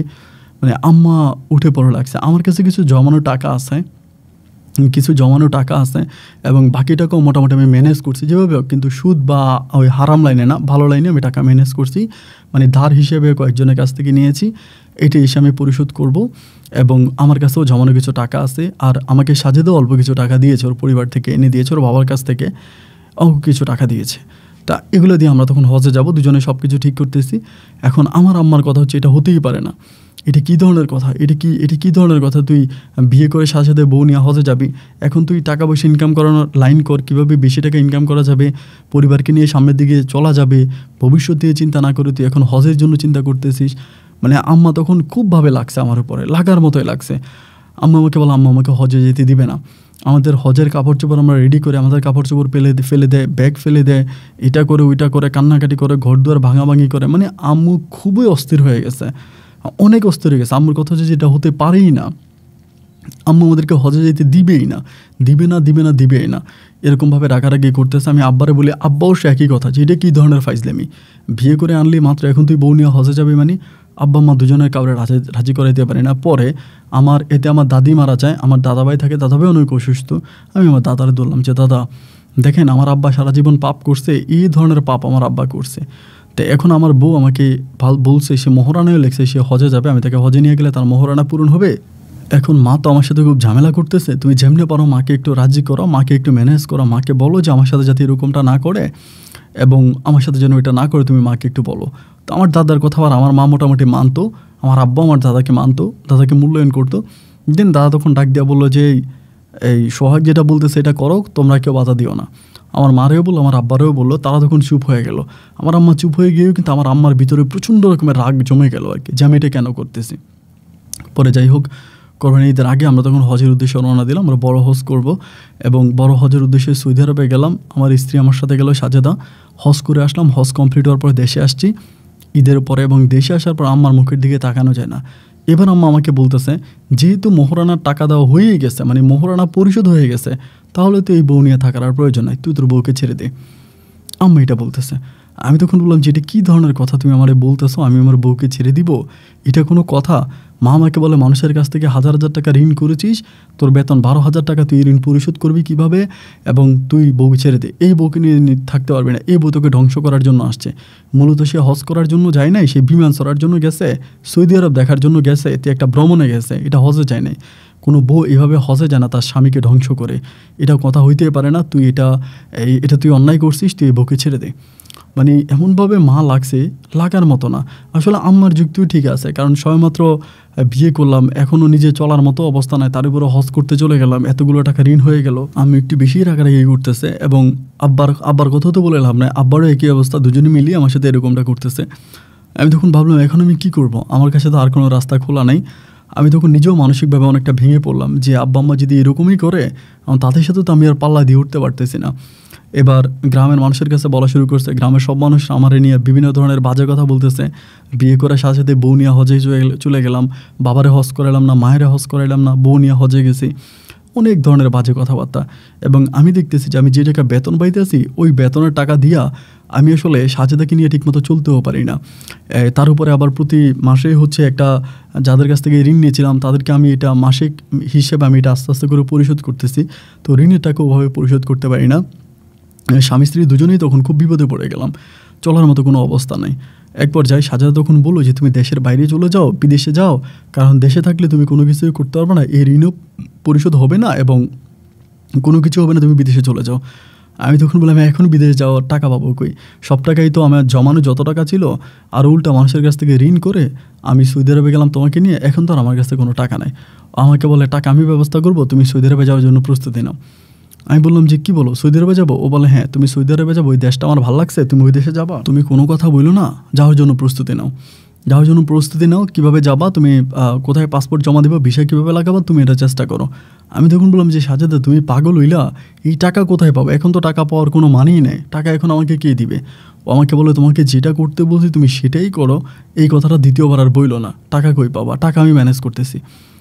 পরে ওর কথা মতো আমি তখন পাসপোর্ট জমা দিলাম আমাদের এলাকার এক বড় ভাইয়ের কাছে, তিনি আবার সৌদি আরবে লোকটুক নিয়ে যায়। ওনারা বললাম, উনি আমার বলে তুই দেশে কিন টাকাটা না চাকরি করস, ভালো টাকায় বেতন পাস, সৌদি আরবে গিয়ে তুই কী করবি, সৌদি আরবের অবস্থা যতটা ভালো না এবং গেলেও খুব বেশি একটা লাভ হবে না। আমি তখন বললাম যে ভাই দেখেন দেশে দিয়ে চলতে পারতেছি না, দেশে অভাব অনটন বা সর্বদিক থেকে সমস্যা, চলা যায় না, তো এই জন্য আপনি যদি পারেন আমার এই ব্যবস্থাটা করেন ভাই না ভালো। এমন করে ওনার কাছে তখন আমি অনুরোধ করি এবং অনুরোধের এক পর্যায়ে সে তখন বলে আচ্ছা ঠিক আছে সমস্যা নাই, আমি ব্যবস্থা করব। এরপরে পাসপোর্ট দিলাম, দেওয়ার পর আমি তখন সাজেদারে বললাম পাসপোর্টের সাথে অল্প কিছু টাকা দেওয়া লাগে, ওইটা আমি আমার নিজ থেকেই দিলাম। দেওয়ার পরে সাজেদারে বললাম যে সাজেদা এখন আমি কী করবো, টাকা কোথায় পাবো? ও তখন বলে আমি বাড়ি যাই, আমাদের বাড়ি থেকে টাকা ব্যবস্থা করব। তো ওদের বাড়িতে গেছে, ওদের বাড়ি থেকে ওর কথা ও যা বলবে ওর বাপ মা তাই শোনে আর কি, মানে হয় না যে বাপ মায় যেটা মেয়ে যেটা বলে বাপ মা সেটাই শোনে, আর ও অনেক দিক দিয়ে সুন্দর, তো ওর বাবা মা ওর কথা ফেলতে পারে না। পরে ওইখান থেকেও তখন বাড়ির জায়গা বিক্রি করছে, ওদের মানে জায়গা আছে জমিনে, জায়গা বিক্রি করছে, জায়গা বিক্রি করে ওখান থেকে টাকা ম্যানেজ করে নিয়ে আসছে। টাকা ম্যানেজ করে আইনাও আমাকে বলে যে ঠিক আছে তুমি সৌদি আরবে যাও, এবার তুমি যাও। এবার আমার আম্মা ভিডিও দিল যে বউয়ের টাকা আমি সৌদি আরবে যাচ্ছি, মানে শ্বশুরবাড়ি থেকে সুদ নিয়েছি আমি, এই কী বলে শ্বশুরবাড়ি থেকে আমি যৌতুক নিয়েছি, আমি যৌতুক নিয়ে বিদেশ যাচ্ছি, আমি যৌতুকের টাকায় বিদেশ যাচ্ছি। আমার আম্মা বলে এটা নাকি আমার বউয়ের একটা চালাকি, আমার সমস্ত টাকা আমার বউ শেষ করলো করে ওর বাপের বাড়ি থেকে টাকা এনেও আমাকে বিদেশ পাঠাচ্ছে। দেন হচ্ছে আমার বউ এখন সবসময় আমার মাকে খোটা দিবে যে তোমার ছেলে তো বিদেশ গেছে আমার বাপের টাকায়, আমার বাপের টাকা তোমার ছেলে বিদেশ গেছে, এই কথা বলে আমার মাকে সবসময় দাওয়ের নিচে রাখবে, মানে কথার নিচে রাখবে, আমার মাকে খোটা দিবে। এগুলো বলেও তখন আমার আম্মা তখন ওর সাথে ঝগড়া করে যে তোর কাহিনী তোর চালাকি আমরা বুঝতে পারি না মনে করছিস, আমরা ঠিকই বুঝছি তুই যে একটা প্রতারক, তুই একটা বেঈমান, এই সেই বলে মানে খুবভাবে হচ্ছে অত্যাচার অবিচারের কোনো শেষ নেই আর কি, এক কথায় যেটা। তো কী আর করবো, সেও তো মা, আর মারাও তো আর কোনো কিছু বলা যায় না। তো যাই হোক এরকম করতে করতে আলহামদুলিল্লাহ আমার ভিসা লাগছে। ভিসা লাগার পর আমি তোমার সাজেদারে বললাম যে সাজেদা আমি চলে যাই, এখন তো আমি কী করবো আর বলো, আমি তো আমার মায়ের সাথে এভাবে পেরে উঠতেছি না, আমার দ্বারা এটা সম্ভব হয় না। ও তখন বলো আচ্ছা ঠিক আছে ওকে ভালো তুমি যাও। পরে আমি সৌদি আরবে চলে গেলাম এবং সৌদি আরবে যাওয়ার পরেই আমার আসলে যে ভিসাটা দেওয়া হয়েছে খুব বাজে একটা বিষয় এবং কাজের অবস্থাও ধরেন খুবই খারাপ। ঠিকমতো কাজ করি 2 মাস 3 মাস কাজ করে 1 মাসের বেতন পাই না, পরিবারে টাকা পাঠাতে পারি না। অলওয়েজ এই সাজেদার সাথে আমার আম্মা ঝগড়া করে এবং ছোটো ভাইও তখন বড় হয়েছে, ছোটো ভাইও ঝগড়াঝাটি করে আমার বউর সাথে। সাজেদা তখন বাড়িতে টিকে থাকাটা অনেক মুশকিল হয়ে দাঁড়াইছে, ওর বাড়িতে টিকে থাকতে পারতেছে না, সবার মানে আক্রোশের শিকার হয়ে গেছে, সবার সাথে খারাপ ব্যবহার করতেছে, দুর্ব্যবহার করতেছে, এগুলো নিতে পারে না। ও তখন কান্নাকাটি করে, প্রচুর কান্নাকাটি করে যে আমি কি করব, আমার তো এগুলো ভালো লাগে না, তোমার ভাইও করে তোমার আম্মাও করে, সবাই আমার সাথে এরকমটা করতেছে। এক পর্যায়ে ও তখন আমারে বলতেছে আমার দূর সম্পর্কের একটা মামাতো বোন আছে, ওরা হচ্ছে ঢাকায় থাকে, আমার মামাতো ভাই হচ্ছে ইতালি থাকে, তা আমি ওই মামাতো ভাইয়ের বউয়ের কাছে চলে যাই, গিয়ে আমি ভাবির সাথে থাকি এবং ভাবি আমাকে বললো যে ভাবির ওইখানে নাকি আগে একটা মেয়ে থাকতো, মেয়েটা কলেজে পড়তো, ওই মেয়েটা নাকি অনেক টিউশনি করতো, টিউশনি করে মাসে 15-20 হাজার টাকা কামাইতো। তো বাড়িতে থেকে যদি তোমার আম্মা আমার সাথে ঝগড়া করে আমি তাহলে চলে যাই আমার মামাতো বোনের কাছে, ওইখানে গিয়ে চলে যাই এবং ওইখানে গেলে আমি আমার মামাতো বোনের সাথে থাকবো, থেকে আমি টিউশনি করবো, মোটামুটি কিছু টাকা আমার ইনকাম হবে, তোমাকে হেল্প করতে পারবো, আর অন্যথায় হচ্ছে তোমার আম্মার এই ঝগড়াঝাটি থেকেও বেঁচে যাবো। আমার ভিতর তখন মনে হলো তাহলে এই কথা তো ভালোই বলছে, ও যদি সৌদি আরবে যদি ওই ঢাকাতে চলে যায় এবং ওইখানে গিয়ে ওর মামাতো বোনের সাথে, প্রথম কথা হচ্ছে আমার আম্মার হাত থেকেও বেঁচে যাবে, আমার আম্মাও মোটামুটি ভালো থাকবে, ও ভালো থাকবে, এবং মধ্যে যদি ও টিউশনি করে ওর মামাতো বোনের সাথে থেকে আমার 2-1 টাকা ভাই ইনকাম হবে। যেহেতু আমি সৌদি আরবে ভালো না, আমি সত্যিই ভালো নাই, খুব কষ্টে আছি। তো এইবার আমার বউ তখন গেল এই ঢাকাতে চলে গেল, ঢাকাতে গিয়ে ও তখন টিউশনি শুরু করলো, 4টা না 5টা টিউশনি করতো, ছোটো ছোটো বাচ্চা পড়াইতো, বিভিন্ন ফ্ল্যাটে গিয়া বা ওর মামাতো বোনের ফ্ল্যাটে আসতো, ও পড়াইতো, মামাতো বোনকেও হেল্প করতো। দেখা যায় এইভাবে কিছুদিন থাকার পরেও ভালো টাকা ইনকাম করতেছে। আমি সৌদি আরব থেকে না যে টাকা ইনকাম করতে পারি, ও বাংলাদেশে থেকে তার চেয়ে আরও অনেক বেশি টাকা ইনকাম করতে পারে, আরও অনেক বেশি টাকা ইনকাম করতে পারে, অবস্থা খুব ভালো হয়ে গেল। আমি তখন সৌদি আরবে পড়ে আসি। এভাবে বৎসরখানিক কাটার পরে দেখা গেলো যে আমার সৌদির অবস্থা ভালো হয়ে গেছে। আমার সৌদির যেই কফিল ছিল আর কি, ওই তখন কোম্পানি বিক্রি করে দিয়েছে অন্য একটা সৌদিয়ানের কাছে, এবং ওই সৌদিয়ান তখন আমাদেরকে বেতন, পুরনো যত বেতন ছিল সব পরিশোধ করে দিছে। আমি পুরনো বেতন মিলে প্রায় একবার আমি 6-7 লাখ টাকার মতো পেয়ে গেছি। আমাদের বেতন কিন্তু অনেক বেশি ছিল, অনেক বেশি টাকা বেতন ছিল। এইবার আলহামদুলিল্লাহ আমি ভালো টাকা ইনকাম করতেছি, আমার টাকা পয়সার আর অভাব নাই। প্রায় এমনও মাস চাই যে আমি মাসে 1.5 লাখ 2 লাখ টাকা ইনকাম করতে পারি, এতটা ভালো অবস্থানের মধ্যে চলে গেছি। তো সাথে বললাম যে তোমার তো কষ্ট করে মামাতো বোনের সাথে থাকার দরকার নাই, তাহলে তুমি বাড়িতে চলে যাও। ও আমার বলে বাড়িতে গেলেই তোমার আম্মা ঝগড়া করবে, আবার তোমার আম্মুর সাথে ঝগড়া হবে, তাই এইসবের কী দরকার, আমি ঢাকাতে আছি এখানে ভালো, আর তুমি যদি দেশে আসো, তুমি দেশে আসলে পরে আমি তোমার সাথে একেবারেই যাব, এভাবে আমি যাব না। তো আমি বললাম যে এইভাবেই তুমি একেবারেই যাবা না আমার বাড়িতে, এটা তো ভালো দেখায় না, আমার আম্মা অসুস্থ মানুষ, বাড়িতে একা একা তুমি ঢাকায় পড়ে থাকবা, আমার তো আল্লাহর কাছে দায় দিতে হবে। ও বলে ঠিক আছে, তাহলে আমি মাঝে মাঝে যাবো, মাঝে মাঝে গিয়ে আম্মুকে দেখে আসবো, রান্নাবান্না করে আসবো, ঘর দুয়ার পরিষ্কার করে আসবো, বাট আমি সবসময় যাবো না। তাই আমি বললাম যে আচ্ছা ঠিক আছে ফাইন, এই কথাই মানলাম। তো এইভাবে আরও 1টা বছর কেটে গেল, আমার প্রায় বিদেশের বছর তখন প্রায় 3 থেকে 4 বছরের মতো হয়ে গেছে। আমি তখন বিদেশ প্রায় 4 বছরের কাছাকাছি, 4 বছর আমি তো অনেক টাকা ইনকাম করছি, এত টাকা ইনকাম করছি বলা বাহুল্য, এবং সব টাকা আমি ব্যাংকে রাখতেছি, কোনো টাকা নষ্ট করতেছি না। আমার সাথে যারা সৌদি আরবে আছে এরা অনেকেই বাজে পথে টাকা নষ্ট করে, বাট আমি কোনোদিনও কোনো খারাপ পথে 1টা টাকাও নষ্ট করি নাই, সব টাকা জমাইতেছি আমার বউর জন্য, ভবিষ্যতের জন্য, হয়তো আমার সন্তানাদি হবে তাদের জন্য। এভাবে 4 বছর পরে একদিন সাজেদা বাড়িতে যাবে, আমাকে বলতেছে যে আমি বাড়িতে যাব, রাতের বেলায় বাসে উঠছে রাজশাহীর উদ্দেশ্যে, আপনার থেকে ঢাকা থেকে। বাসে ওঠার পরে সে আমার বাড়িতে গেল, বাড়িতে যাবে, আমি তো ঘুমাই গেছি, আমার ওখানে কাজ ছিল। পরে বাংলাদেশ সময় 8:30টার দিকে আমি ওর নাম্বারে কল দিলাম, দেখলাম যে ওর নাম্বারটা বন্ধ দেখার পর অবাক হয়ে গেলাম, কি নাম্বারটা বন্ধ কেন। আমি তখন ফোন দিলাম হচ্ছে আমার মায়েরে, ফোন দিয়ে বললাম যে মা সাজেদা কি বাড়িতে আসছে।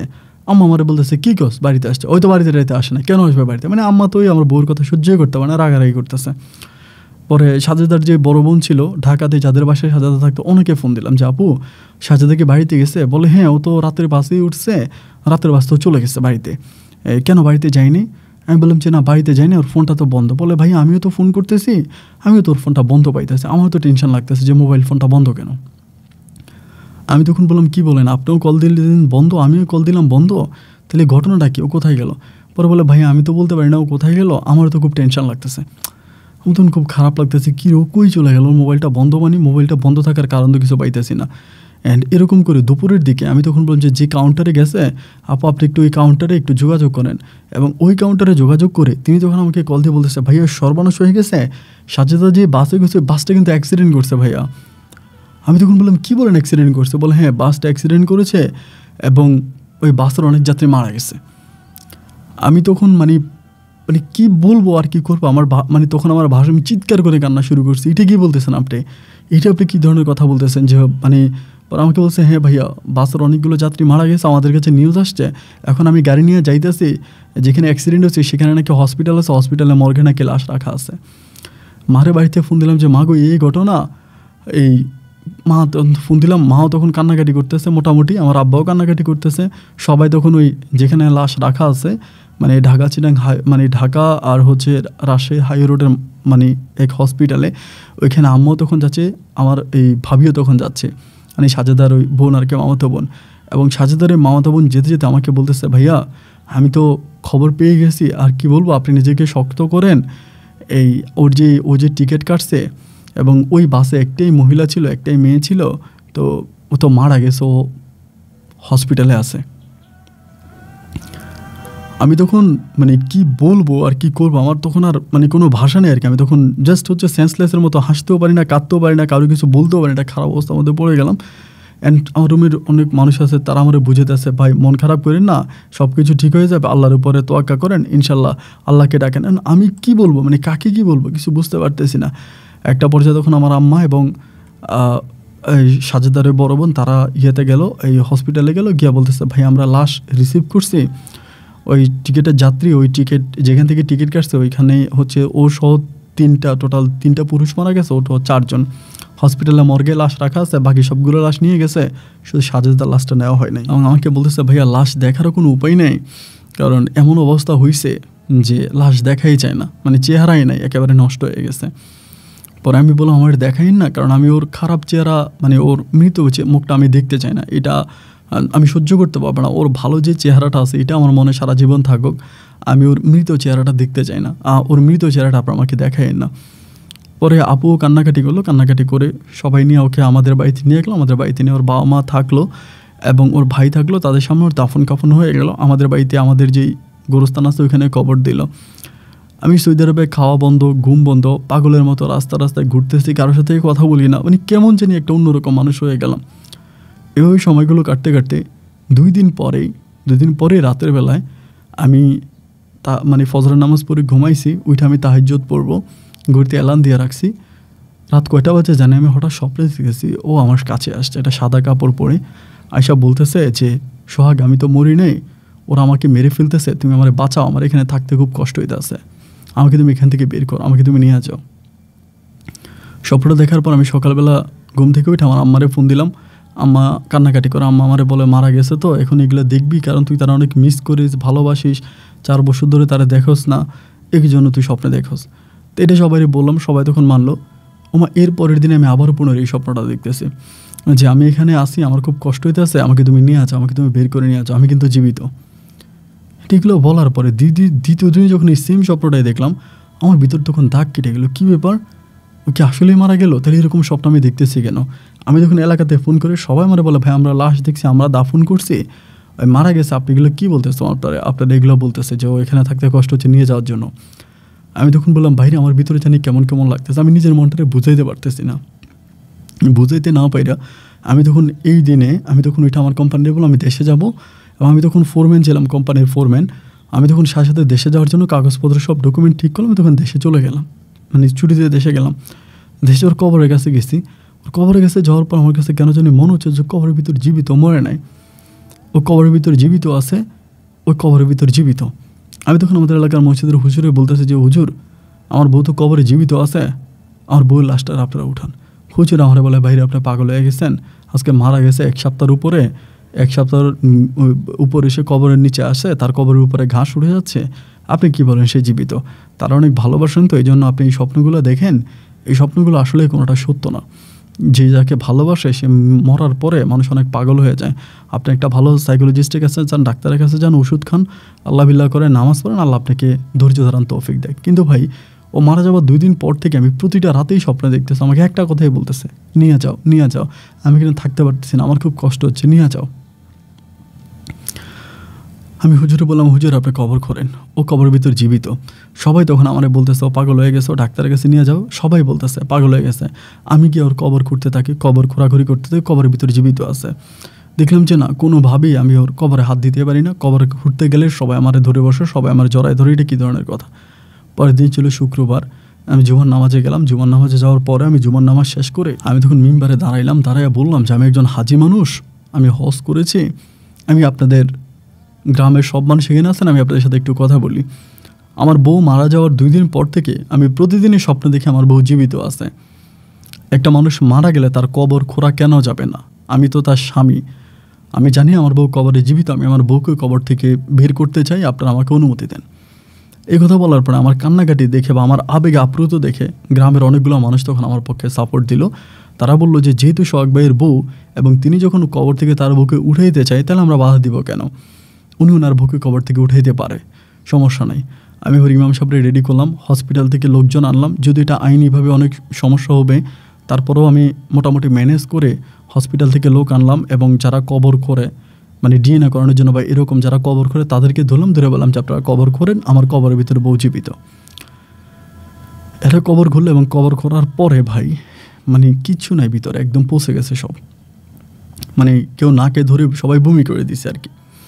এবার সবাই আমার বলতেছে আপনি দেখছেন আপনি যে পাগল, আপনি একটা পাগল, এই কথা বলে সবাই আমাকে গালাগালি করলো। গ্রামের সব মানুষ আমারে বললো যে মেয়েটারে এবং ওর বাবা মা, বিশেষ করে সাজেদার বাবা মা আমাকে এত গালাগালি করলো যে আপনি এই কাজটা কীভাবে করতে পারলেন, যে আপনার মৃত বউটারে আপনি কবরের ভিতরে খুললেন, কবর থেকে তারে আপনি উঠান, এগুলো কি? ওর বাবা মা আমাকে গালাগালি করলো। সবার তুপের মুখে পড়ে আমি তখন আর সহ্য করতে পারলাম, যা শালা আমি দেশে চলে যাব, বিদেশে চলে যাব। আমি আবারও আমার ছুটি ক্যান্সেল করে আমি বিদেশ চলে গেছি কয়েকদিন পরেই। সৌদি আরবে চলে গেলাম। কিন্তু রে ভাই, সৌদি আরবে যাওয়ার পরে প্রতিদিন এই একই স্বপ্ন দেখি, আমি জীবিত, তুমি আমাকে কবর থেকে উঠাও, আমি জীবিত, আমাকে তুমি নিয়ে যাও, আমি জীবিত, আমাকে তুমি নিয়ে যাও। এই স্বপ্নগুলো আমি দেখতেছি। এই স্বপ্ন দেখতে দেখতে আমি আমাদের কাবা ঘরেরই একজন সম্মানিত ব্যক্তি, ওনার বাড়ি হচ্ছে সুইডেনে, ওনার কাছে একদিন গেলাম। উনি অনেক বড় হুজুর, অনেকেই বলে তিনি এই সম্বন্ধে অনেক কিছুই জানে, ভালো আত্মা সম্বন্ধে তার ভালো আইডিয়া ধারণা আছে। ওনার কাছে গিয়ে বললাম যে হুজুর, আরবিতে বললাম যে এই ঘটনা। উনি আমার মুখের দিকে তাকিয়ে বলতেছে তোর বউটা এখনো বেঁচে আছে। এই বললাম কি বলেন, আমার বউটা বেঁচে আছে? আমার বউরে আমি কবর দিয়ে আসলাম, সবাই মাটি দিল, আমি গিয়া কবর খুললাম, সেখানে দেখলাম পচে গেছে। বলে তোর বউটা বেঁচে আছে, এখন কিভাবে তোর জীবিত বউকে তুই মানে রক্ষা করবি এটা তুই জানিস, তবে তোর বউ বেঁচে আছে। আমি শুধু এটুকুনই বললাম। বাড়িতে ফোন দিলাম সবাইকে, সবাই বলতেছে তুই পাগল হয়ে গেছিস, তুই ডাক্তার দেখ, তোর মাথা ঠিক নেই, এরকম উল্টাপাল্টা বকতেছিস কেন, উল্টাপাল্টা কথা তুই কেন বলতেছিস? সবাই আমাকে গালাগালি করে, সবাই আমার সাথে গালমন্দ করে, খারাপ ব্যবহার করে। আমি তখন বললাম যে আমার বউ তো জীবিত আছে, আমার বউ তো মরে নাই। আমি তখন এই সৌদি আরব থেকে এবার আবার চলে আসলাম ছুটিতে। এবার 4 মাসের ছুটি নিয়েছি। 4 মাসের ছুটি নিয়ে কোম্পানির সাথে রাখারাখি করে ছুটি নিয়ে বাড়িতে আসছে। বাড়িতে আসার পরে সবাই গালাগালি করে, সবাই গালাগালি করে। এইবার আমার কাছে মনে হলো যে কী রে, মানে বিষয়টা কি, মানে ও যে মারা গেল, ওরে দাফন কাফন হয়ে গেল, সব কিছু হইলো, হঠাৎ করে আমার ভিতরে এই জিনিসটা আসলো। বাড়িতে আসার পরে আমি আমার মারে বললাম যে মা তুমি কি দেখছিলা যে এটা সাজেদা? মা আমারে বলে এটা কেউ চেহারা দেখে না, চেহারা একদম নষ্ট হয়ে গেছে, মানে চেহারার মধ্যে গ্লাস ঢুকে আবার লাশ, ওইখানে ওষুধ দেওয়া হয় না হসপিটালে, একদম মুখ ফুটে গেছে আর কি, মুখটা ফুটে গেছে, চেহারা চেনা যায় না। কেন আমার কাছে মনে হচ্ছে সাজেদা তো নাও হইতে পারে, এটা তো অন্য কোনো মহিলার লাশও হতে পারে। আমি ওই ভাবির সাথে কথা বললাম, যিনি ঢাকায় থাকে, তিনি আমাকে বলে ভাই ওই গাড়িতে একটাই মহিলা ছিল, মেয়ে একটাই ছিল, শুধু ওই, আর কোনো মেয়ে ছিল না, বাকি সবাই পুরুষ ছিল। তো একটা মেয়ে লাশ পাওয়া গেছে, তাহলে তো এটা ওই হবে। আমি তারপরও বললাম যে আমি একটু কাউন্টারে যেতে চাই। আমি কাউন্টারে গেলাম, গিয়ে আমি অ্যাক্সিডেন্টের বিষয়ে আলোচনা করলাম। তারা আমারে বলতেছে যে ভাই উনি মারা গেছে এমন এমন ঘটনা। আমি বলছি যে ওই মানে ওখানকার সুপারভাইজার কে ছিল? একজন তো সুপারভাইজার ছিল। বলে সুপারভাইজারটার পা ভেঙে গেছে, সে খুব অবস্থা খারাপ, সে এখন একটা দোকান দিয়েছে অমুক জায়গায়, ওই দোকান সে চালায়, ছোট একটা মানে পান সিগারেটের দোকান দিছে। আমি তখন ওই সুপারভাইজারের কাছে গিয়ে বললাম ভাই রে, তুমি তো ওই গাড়িতে ছিলা এবং ওই গাড়িতে আমার বউ মারা গেছে, এখন আমি প্রতিদিন স্বপ্ন দেখতেছি আমার বউ বলে সে জীবিত আছে, গাড়িটার মধ্যে আমার বউটা কোন সিটে বসছিল, কীভাবে মারা গেল, তুমি আমাকে একটু বিস্তারিত বলো তো। সে আমারে বলে যে আসলে আমি তো অ্যাক্সিডেন্ট করছি। আমি কোথায় অ্যাক্সিডেন্ট করলাম? বলে হোটেল থেকে বের হইয়া কিছু দূর যাওয়ার পরে আমরা অ্যাক্সিডেন্ট করি, তবে এখানে একটা ঘটনা আছে। তিনি আমাকে বলে, আমি বললাম যে কী ঘটনা আছে? বলে যাত্রী সব তো আমরা উঠেছি, তবে আমার কাছে মনে হয় যেই যাত্রীটা আমার গাড়ি থেকে নেমেছে ওই যাত্রীটা অনেক ইয়াং ছিল, কিন্তু যেই যাত্রীটা আমার গাড়িতে পরে আবার উঠেছে হোটেল থেকে, ইনি একটু মানে অন্যরকম ছিল, একটু মহিলা টাইপের ছিল। মানে জাস্ট আমাকে ওই কথাটাই বলে। যে বলার পর আমার ভিতর তখন ডাউট লাগলো যে এই বিষয়টা কি। এবার আমি এইখান থেকে মানে মোটামুটি কনফার্ম হয়ে গেলাম যে লাশটা মাটি দিয়েছে সেটা আমার বউ না। আমি তখন থানাতে অভিযোগ করলাম যে যিনি আমার বউকে গুম করা হয়েছে এবং মোটামুটি একটা মামলাই করছে যে আমার বউকে এভাবে মাটি দিয়ে দেওয়া হয়েছে, কিন্তু এটা আমার বউ না। এবং সেখান থেকে তারা তখন কী করলো, এই থানার মাধ্যমে তখন কাগজপত্র ঠিকঠাক করে ওইখান থেকে তারা লাশ পুনরায় আবার উঠাইলো। এবার ধরেন গ্রামের মানুষ সবাই আমাকে খারাপ বলতেছে, সাজেদার বাবা মা আমাকে মারার জন্য আসতেছে, সাজেদার ছোটো ভাই আমাকে মারছে অলরেডি, যে তার বোন মারা যাওয়ার পরে কেন আমি বারবার তার বোনকে কবর থেকে উঠাইতেছি, কষ্ট দিয়ে দিতেছি। সেখান থেকে তার ডিএনএ টেস্ট করা হলো, ম্যাচ করা হলো, করে তার ফ্যামিলির সাথে ম্যাচ করার পরে দেখা গেলো যে না, এটা সাজেদা না, সাজেদা এটা না, আমরা যে লাশটা মাটি দিয়েছি এটা সাজেদা না। পরে আমি সবাই আবার তখন মোটামুটি সবার একটু আস্থা আসলো আমার উপর। আমি তখন সবাই বললাম যে শোনেন, আমার কথা আপনারা বুঝতে চেষ্টা করেন, আমি সৌদি আরবে একজন বড় আলেমের সাথে কথা বলেছি, আমাকে ওই আলেম বলেছে আমার বউ সাজেদা জীবিত, আমার বউ সাজেদা মারা জানে সে জীবিত আছে এবং আমার জীবিত বউকে আমার রক্ষা করতে হবে, আপনারা আমাকে সাহায্য করেন। এবার সবাই আমার পক্ষে চলে আসলো। আমার যেই ধরেন আপনার বাবা, এরপরে মা, দেন শুরু করে সবাই তখন আমার পক্ষে চলে আসলো, প্রত্যেকে আমার পক্ষে আসলো। আইসা আমার বলতেছে কথা তো ঠিক, তাহলে এটা তো যদি মানে ম্যাচ করা হয়েছে, পুলিশে ম্যাচ করছে থানাতে নিয়ে, তাহলে তো মানে হসপিটালে নিয়ে তার লাশ এটা না, মানে সাজেদার লাশ না, এটা আমরা কনফার্ম হয়ে গেছি। তো এবার এই খোঁজাখুঁজি শুরু করলাম, কোথায় পাবো কোথায় পাবো কোথায় পাবো, এবং খোঁজাখুঁজি করতে আসি। প্রথমে মানে আইনি অনেক অনেক ব্যবস্থায় নিয়েছে, এগুলো বলে লাভ নাই, কিন্তু কোনোভাবে আইনে কোনো আমি পাইনি। ওভাবে মানে আইনে প্রশাসক চেষ্টা করছে, কিন্তু ওভাবে কিছু বের করতে পারে না, ওভাবে কোনো কিছু বের করতে পারে না। বের করতে না পারার পরে আমার কাছে ওই যে লোকটা বলছিল যে হোটেলেও ঢুকছিল, কিন্তু হোটেল থেকে আমার মনে হয় যে এই মেয়েটা ওঠানে অন্য একটা মেয়ে উঠছে। এটা কিন্তু আমাকে ওই গাইডে বলছে, গাড়ির যে গাইড ছিল, কারণ ওই মেয়েটা অনেক হ্যাংলা ছিল যেটা নেমেছে। বাট গাড়ির মধ্যে আমার যে মহিলা উঠেছে অনেক মোটা, অনেক স্বাস্থ্যবান। আমি কিন্তু হেল্পারে বললাম যে এই যে মহিলাটা উঠতেছে ডেকে আমাদের যাত্রী, হেল্পার আমাকে কোনো কিছু বলে নাই। গাইডে আমাকে এই কথা বলছে হসপিটালে, মানে গাইডের দোকানে বলছে। তখন আমার কাছে আমি তখন ওই হোটেলে যাই, এবং রাজশাহী এবং ঢাকার এই মধ্যবর্তী একটা হোটেল, খুবই নাম করে হোটেলে গিয়ে আমি সিসি ক্যামেরা পাই। আইনের সহযোগিতায় আমি তখন সিসি ক্যামেরা ফুটেজ দেখি, এবং সিসি ক্যামেরার ফুটেজ অ্যাডজাস্ট করার পরে যেটা দেখতে পাই, আমার বউ ওই বাসে উঠে নাই। যে বাসে থেকে আমার বউ নামছে, ওই বাসে আমার বউ উঠে নাই, কারণ বাসটা যখন চলে যায় তখন আমার বউ হোটেলে খাবার খায়। আমার বউ তখনও হোটেলে খাবার খায়, এবং খাবার খাওয়ার পরে আমার বউ যখন বাস খোঁজাখুঁজি করতেছিল, খোঁজাখুঁজি করতে গিয়ে ওই হোটেলেরই হাইওয়ে রোডের ওই হোটেলের একটা কর্নারে চলে যায়, এবং সেই কর্নারটায় সিসি ক্যামেরা আসে নাই। ওই কর্নার থেকে আমার বউ আর ফিরে আসে নাই। এই যে হোটেলের একটা কর্নার, মাঠের একটা কর্নারে ও যায়, কর্নারটা অন্ধকার, ওই কর্নারের ভিতরেই ঢুকেছে। এরপরে সকাল অবধি আর আমার বউ ওই কর্নার থেকে ফিরে আসে না। তার মানে ওই কর্নার থেকে কিছু না কিছু একটা হয়েছে। তখন আমি আইনের আশ্রয় নিতে শুরু করলাম, প্রশাসন আমাকে সাহায্য করলো, এবং সাহায্য করতে করতে করতে করতে এইটুকুন আমরা কনফার্ম হয়ে গেলাম যে আমার বউকে কিডন্যাপ করা হয়েছে। আমার বউকে তখনও কিন্তু আমি স্বপ্নে দেখতেছি। আমার বউ বলে যে আমি তখনও দুই একদিন রাত পর পর বলতেছে আমাকে নিয়ে যাও, আমি কষ্টে আছি, এটা বলতেছে। পর প্রশাসকের মাধ্যমে আমি চেষ্টা চালাইতেছি, তো প্রায় আপনার 4 মাসের মতো চেষ্টা চালাইছি। 4 মাস আমি কোনো কিছুই করতে পারি নাই। পরে ওর যেই মানে মামাতো বোন আছে ঢাকায় থাকে, ওই আফার মাধ্যমে একটা লোকের সাথে আমার পরিচয় হয়। ওই লোকটার পরিচয় না বলি, ওই লোকটার সাথে পরিচয়, সেই লোকটাকে ধরার পরে সেই লোকটা আমাকে বলে, ছবিটা দেখানোর পরে তিনি আমাকে বলে মেয়েটা আছে, আমি বের করে দিতে পারবো, তবে আমাকে এত টাকা দিতে হবে, কম না, প্রায় 10 লাখ টাকার মতো চাইছে। আমি বললাম 10 লাখ না 20 লাখ আমি আপনাকে দিব, আপনি বের করে আনেন। বলে সে বাংলাদেশে না, দেশের বাইরে আছে, তারা পাচার করে দেওয়া হয়েছে। যে কোথায় আছে, বলে আছে, যেখানে আছে আমি এনে দিব, তবে আমার বিষয় আপনারা গোপন রাখতে হবে, আমার বিষয় কাউকে বলতে পারবেন না, টোটালি গোপন রাখতে হবে, আমার বিষয় কাউকে বলা যাবে না। কাউকে বলবো না আপনার বিষয়, কাউকে জানাবো না আপনার বিষয়, আপনি জাস্ট বের করে আনেন। এই ঠিকই 1 সপ্তাহ পরে আমার বউরে নিয়ে আসছে।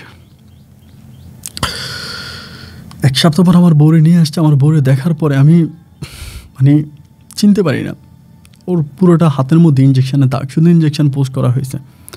সেখান থেকে ঢাকায় হসপিটালে ভর্তি করাইলাম, এবং হসপিটালে পাক্কা 1 মাস রাখা হয়েছে। 1 মাস পরেও মোটামুটি একটু স্বাস্থ্য মোটামুটি একটু ভালো হয়েছে। 1 মাসের ভিতরে আমি ওর পাসপোর্ট দিয়ে ওর ভিসার ব্যবস্থা করে ফেলছি সৌদি আরবে, আমাকে নিয়ে চলে যাব। ওরে ঠিক করছি, ঠিক করার পরে সৌদি আরব থেকে ওর ভিসার ব্যবস্থা করছি, করে আমি ওরা ঢাকাতেই রাখছি। আমি ওরা জিজ্ঞেস করলাম যে কী হয়েছে, ও কিছু বলতে পারে না, জাস্ট বোবার মতো হয়ে গেছে। আমি ওর ফিটনেস টেস্ট সব কিছু করে আমি আমার বউরে নিয়ে এই ঢাকা থেকে আমি পুনরায় আবার সৌদি আরবে প্লেনের পথে আমি চলে যাই। আমি থাকি না ওই দেশে আর, মানে আমি আর থাকি না, আমার ভিতরে এতটাই ভয় ঢুকে গেছে। আমি সৌদি আরব যাই, এবং সৌদি আরবে যাওয়ার পরে আমি তারও বেশ কয়েকদিন পরে আমি জিজ্ঞেস করি কী হয়েছিল আমাকে, তুমি বলো তো। ও আমাকে বলে আমি শুধু এটাই বলতে পারি, আমি হোটেলে খাবার খাচ্ছিলাম, খাবার খাই আমি বের হয়ে দেখতেছি আমার গাড়িটা নাই। তো ওইখানে কিছু লোক ছিল হোটেলের সামনে, তারা বলতেছে গাড়ি মনে হয় সামনের দিকে গিয়ে দাঁড়াইছে, অনেক গাড়ি এরকম যাত্রী না পাইলে রাস্তার মধ্যে গিয়ে দাঁড়ায়, আপনি রাস্তার মধ্যে যান, সম্ভবত ওখানে গাড়ি আছে।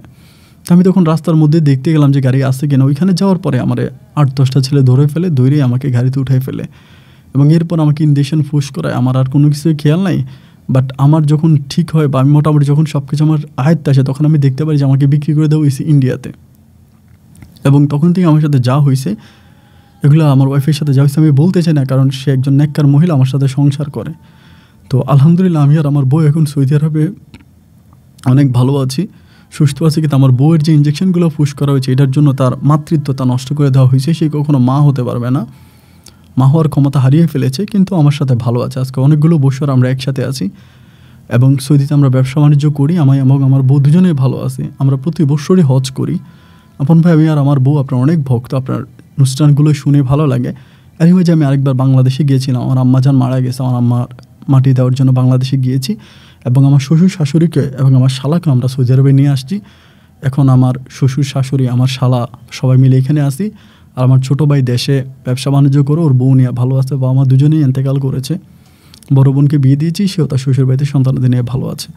তো আমি আর আমার বউ এক কথায় বলতে পারেন আপনার চরম ভক্ত। প্রতিদিন আপনার গল্প শুনি, না শুনলে আমাদের ঘুম হয় না। আমি আর এক পাশে আমার বউ, এক পাশে বালিশের মাঝখানে আমরা মোবাইল ফোনটা রেখে গল্পগুলো শুনে খুব ভালো লাগে। এবং সৌদি আরব থেকে আমি সোহাগ, আমার বউ সাজেদা, আপনার জন্য দোয়া করি আল্লাহ আপনাকে দীর্ঘায়িত দান করুক, আপনি সুস্থ থাকেন। যদি মনে হয় আমাদের গল্প প্রচার করবেন তো করতে পারেন। ভালো থাকবেন, আসসালামু আলাইকুম।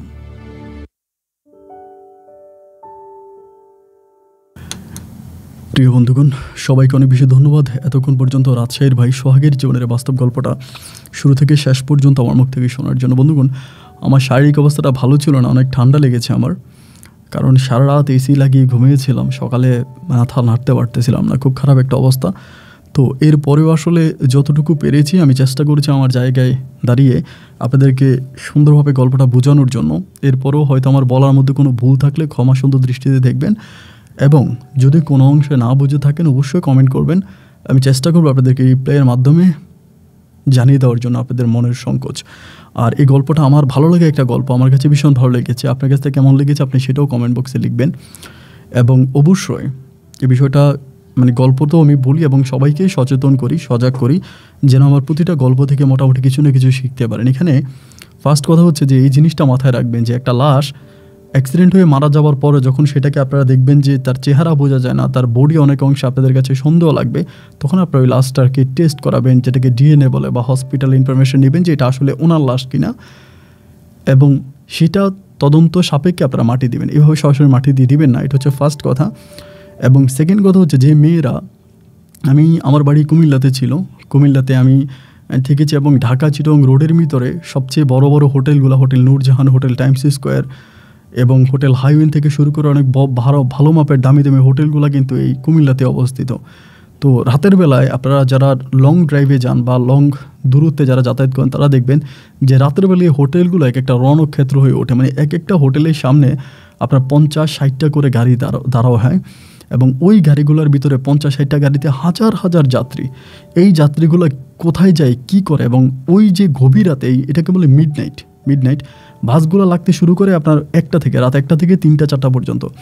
খুবই ডেঞ্জারাস টাইমিং, রাত 1টা থেকে 2টা-3টা, এই টাইমটা অনেক ডেঞ্জারাস। এবং এই সময় অনেক মহিলারা বা অনেক মেয়েরা হোটেলে খাবার খাওয়ার পর একটু যে বাসগুলো থামে, বাসগুলো চারপাশে একটু হাঁটতে যায়, বা হোটেলের পরিবেশটা ভালো লাগে, রাতের পরিবেশটা ভালো লাগে, হোটেলের চারপাশে একটু ঘুরতে যায়, এগুলোর মধ্যে তারা এই খপ্পরগুলোতে পড়ে যায়।